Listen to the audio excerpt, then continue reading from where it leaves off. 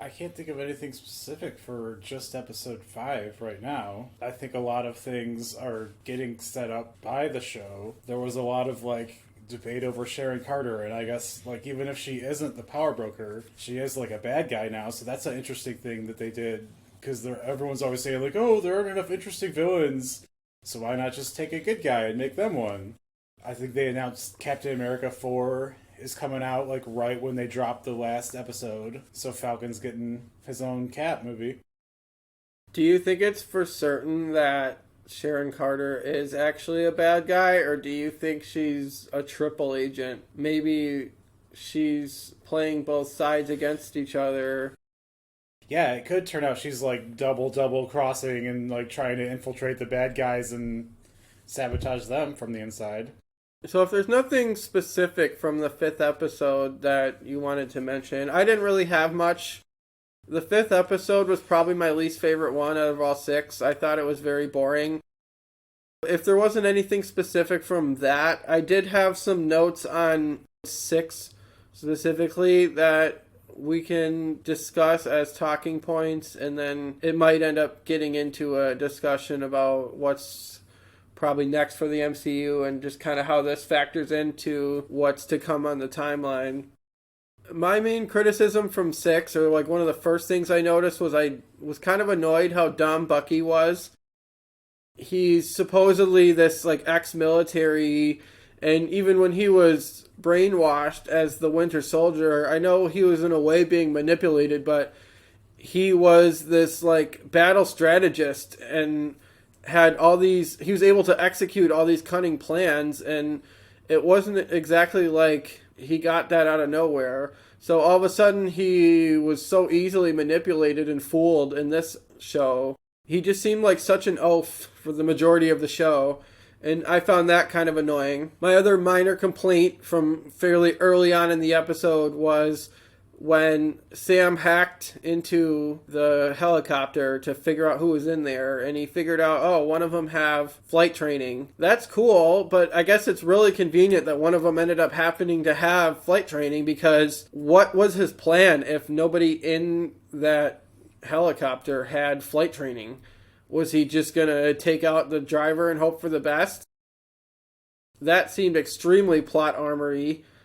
That was like a Disney Star Wars type thing where they need it to everything perfectly to fall into place for the plan to work out. A series of events has to go perfectly for the plot to make sense. Well, I think for that one, he hacked the phone and figured that out. It gave him enough time where he could have probably come up with something else, because he had to do some other stuff and circle back to that. He could have been flying around and trying to observe the lay of the land and the settings and come up with a contingency plan. Other than those two, my minor complaint that we kind of talked about while we were watching the episode, and at the end of episode 5, John Walker had a pretty much completely severed arm. It wasn't taken off, but it was pretty heavily broken or fractured. And we talked about how this might be a couple weeks after the events of episode 5, and so maybe the mini serum that he took or injected or drank, whatever he did, it's highly possible that that gave him some sort of accelerated healing factor, and so a couple weeks might be all that it takes, but awfully quick of him to have a fully functioning 2 arms where he can all of a sudden grab a armored vehicle. That was just a minor thing I noticed, where he conveniently had a healthy arm when the plot needed him to. I think that is canon in the comics, is the super soldier serum gives you an accelerated healing factor-ish. Not as good as Wolverine, but like a superhuman, you heal superhumanly fast. But yeah, that is very... You probably wouldn't be lifting tanks a couple weeks later. So now the discussion, I think, is primarily going to be centered around Sharon Carter and or more speculation about the power broker and how kind of the end of this show affects what's going to come moving forward. A lot of people seem to think that Sharon Carter and Carly and Batroc in the underground somehow confirm that Sharon Carter is the power broker. My note on that was that I think it's implied, and I think it's a major misdirect. I think it's not guaranteed that Sharon Carter is actually the power broker just because Batroc comes to the conclusion that she is. The way Carly and Sharon were talking was enough of an implication to get people to think that Sharon Carter was the power broker, but vague enough where it doesn't necessarily confirm her as the power broker. I think Sharon Carter is subordinate to somebody, and I think she had her own squad or her own unit that was subordinate to her, aka Carly and company. And when Carly goes, without the muscle, how powerful is the power broker? Sharon Carter just goes, more powerful than you. That is also not necessarily a confirmation that Sharon Carter is the power broker and the one that's still more powerful without a hit squad of super soldiers.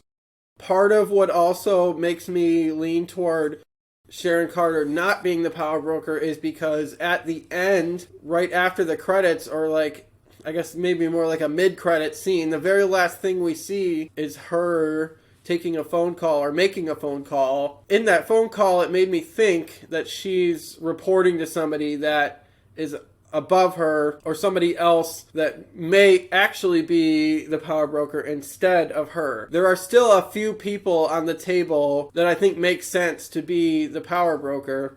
I'm in no way under the impression that it's for sure Sharon Carter, and I'm not operating under the assumption that she's confirmed as power broker. Yeah, I wouldn't say that she herself is the power broker either.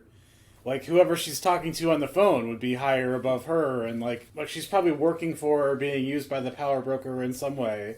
Like, we could find out that Valentina is the power broker. And then I think they purposely showed, like, the old guy in the car, and then Zemo, to make you think, like, oh, could it be that guy? Could it be Zemo? I had that in my notes, that the guy in the car that blew up the henchman of Carly while on their way to whatever, I'm guessing probably the raft or some sort of prison. It's possible that that guy is his own entity. Speaking of entity, I think that there are a lot of different entities and or groups or organizations that are having an effect on this show and things moving forward. In my mind, it's highly possible that Zemo was the one that was the power broker this whole time and pulling the strings even from behind bars, similar to a Kingpin type character where he still has the ability to control things even from behind bars. His influence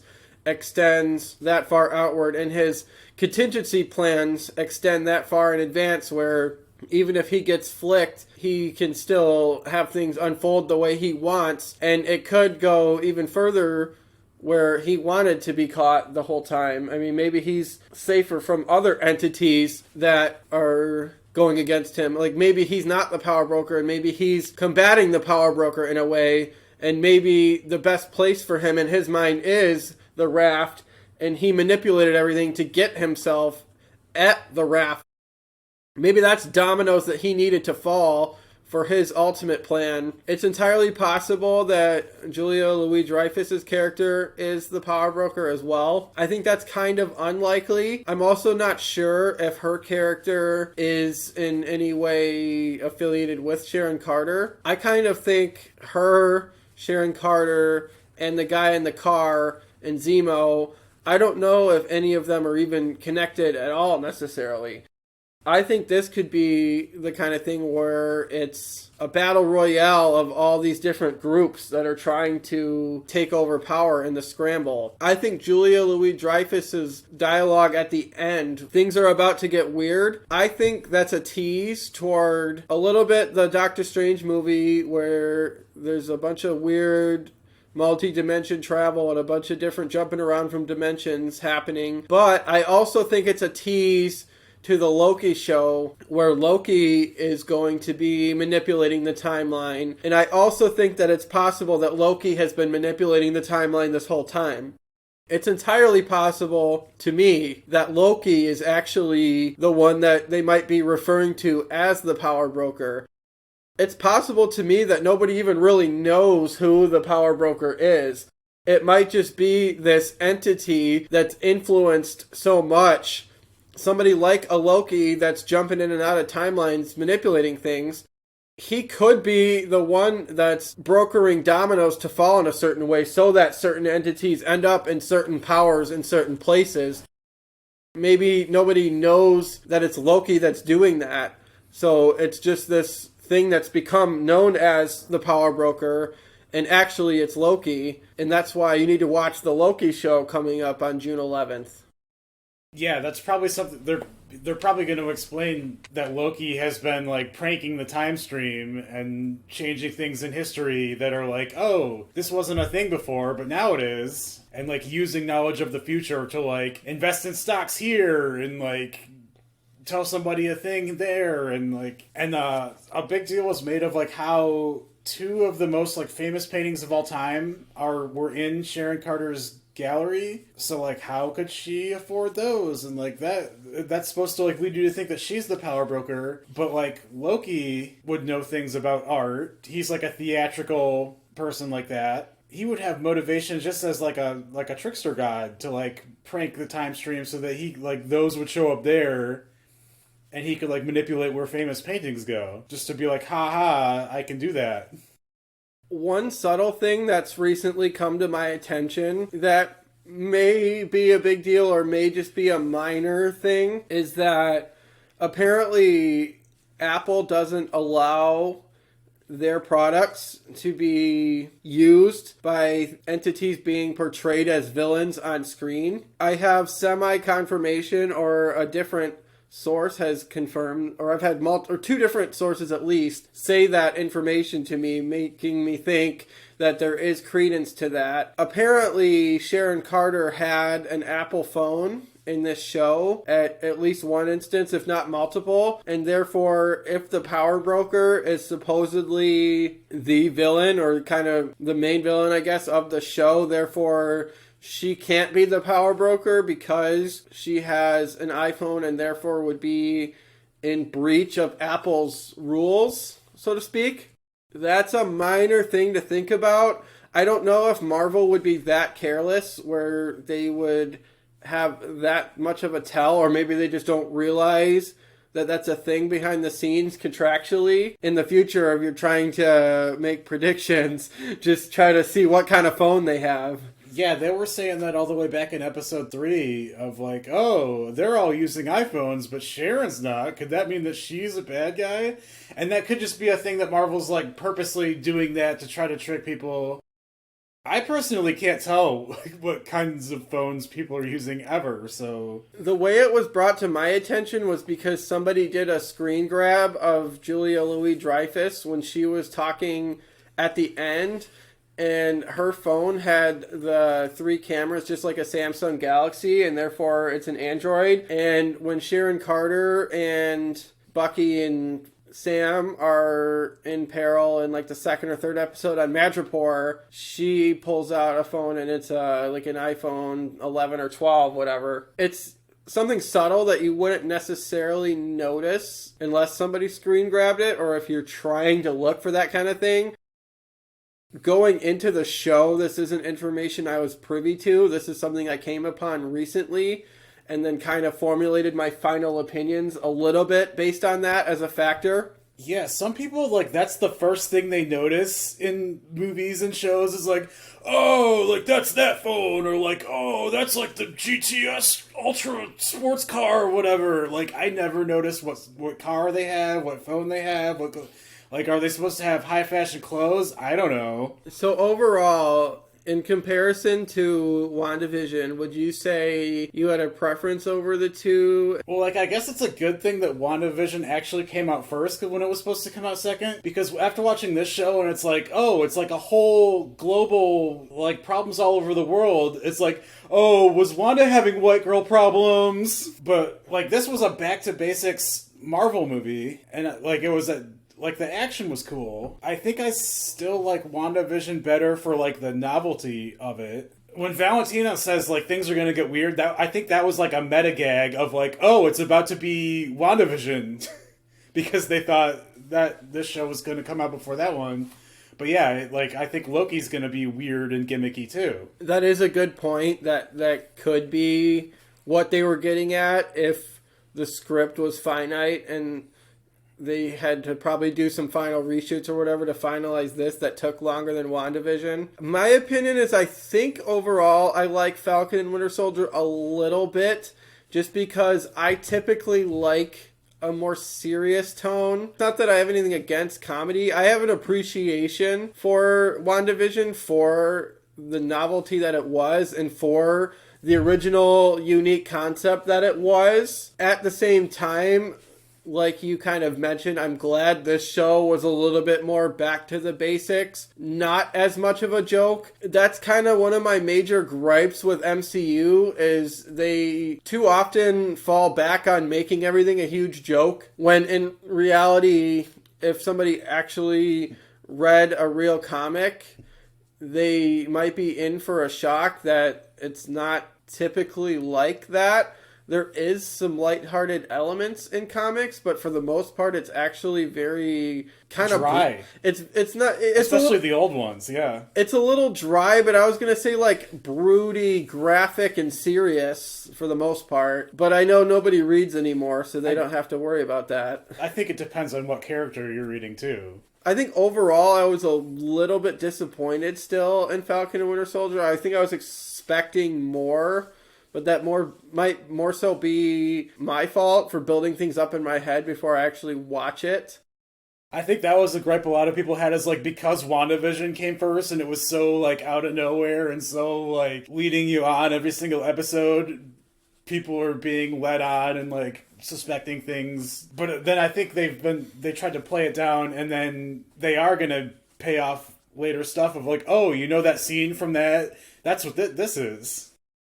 Yeah, and like I said, overall, I'm a little bit disappointed in Falcon and Winter Soldier, but I think I was more so overall disappointed in WandaVision just because the whole thing was essentially a 9-episode gag, and it just felt like we talked about this in the episodes where we reviewed WandaVision little by little.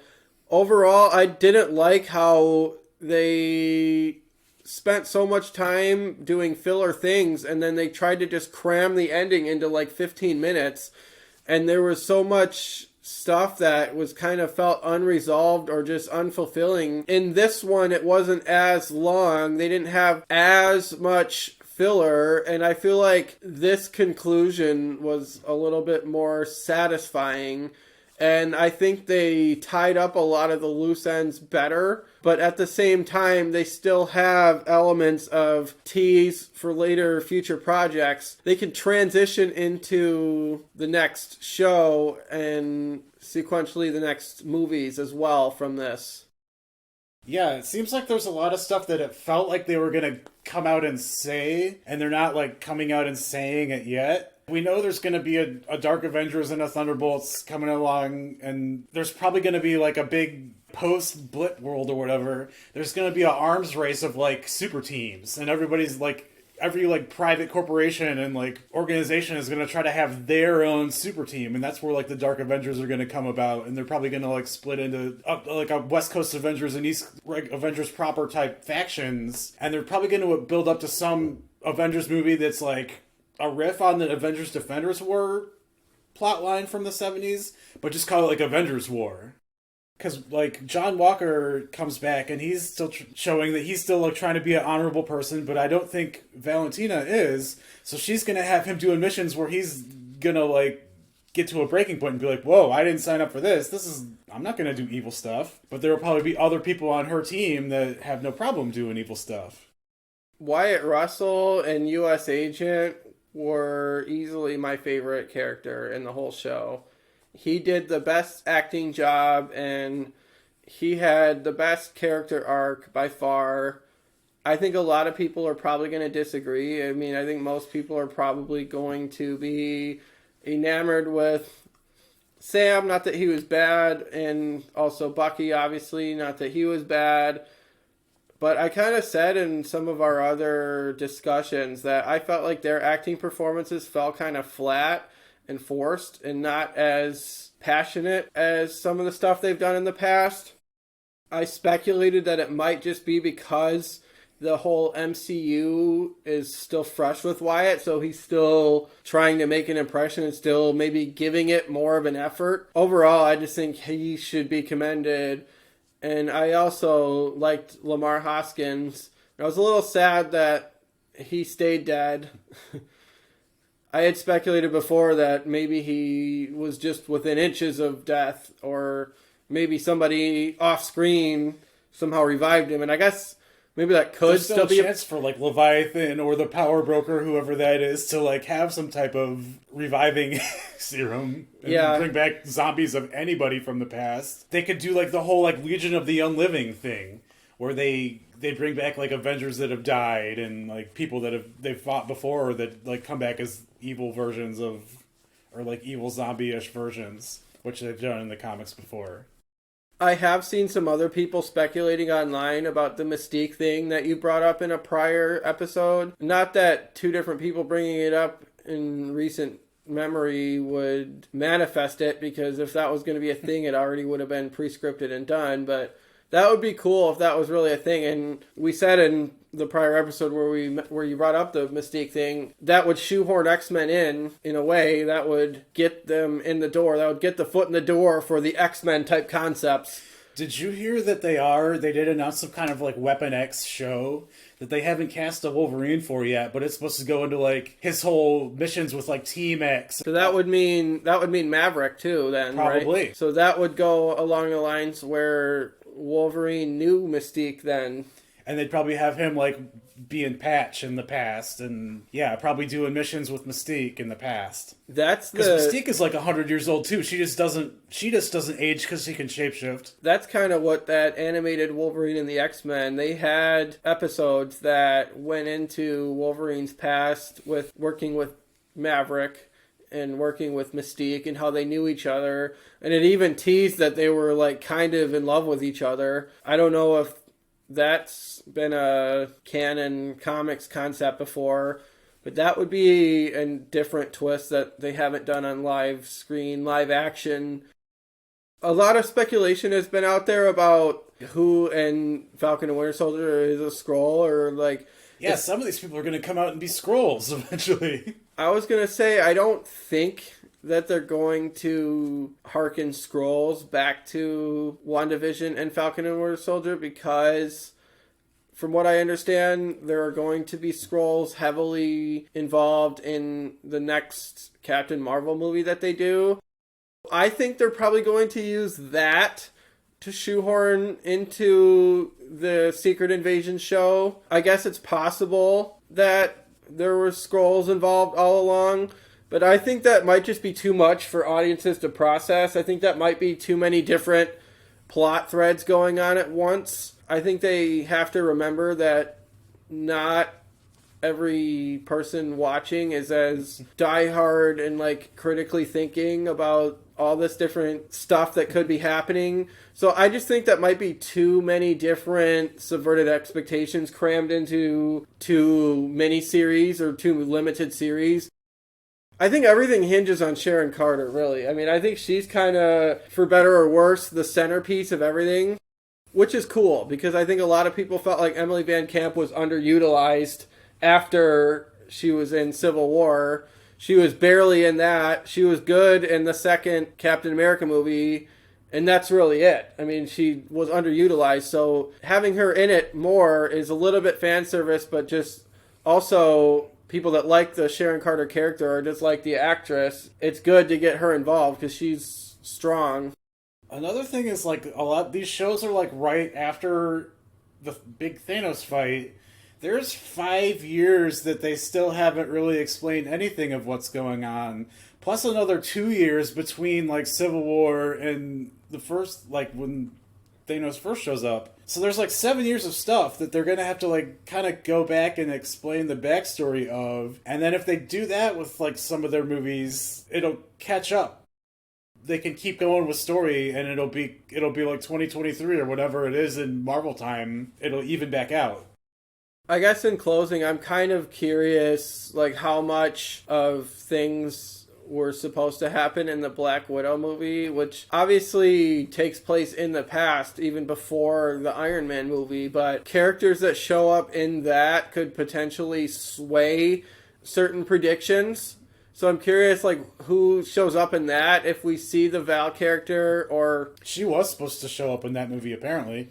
Or is. And based on, like, Red Guardian and Taskmaster apparently being in it, and I've heard that there are things in it that are also in the Avengers video game that just recently came out, where, like, if you've played the video game, you'll know exactly where they are or what's going on. I think a lot of people are kind of over that movie at this point, but at the same time, those same people are going to still probably watch it, and I know we'll watch it at some point when it does come out. I'm just curious how much my own thoughts, or like how much my own trying to get ahead of it and call what's going on. I wonder how much I'll be changed, or how much my mind will change based on things that happen in that, if at all. I'm wondering if, like, part of keeping on pushing that movie back is, yeah, there's going to be some big hint of who the power broker is in that, and they want to keep the mystery going for the whole Falcon and Bucky show, so they, like, purposely keep punting that so it's not, like, spoiled.